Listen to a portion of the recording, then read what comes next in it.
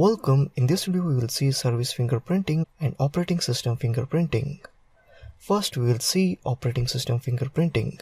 At this point of information gathering process, we should now have documented a list of IP addresses, active machines, and open ports identified from the target organization. The next step in the process is determining the running operating system of active machines in order to know the type of system we are pen testing. Let's open up the terminal.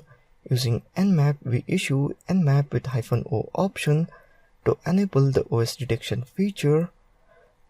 Let's see the IP address. Open up command prompt as administrator and type ipconfig/all. Here we see the IP configuration information. This PC IP address is 192.168.1541.1. Let's type this IP address in terminal, that is nmap -o 192.168. Here you can see that all the information of this IP address displayed here. Here you can see the open ports and services and their states, that is MSRPC, NetBIOS, and so on, and running operating system Windows 7, and still lots of information. Now let's see service fingerprinting. Determining the services running on specific ports will ensure a successful pen test on the target network. It will also remove any doubts left resulting from OS fingerprinting process. Now let's type in terminal nmap -sv 192.168 and so. You can see that all services running on specific ports.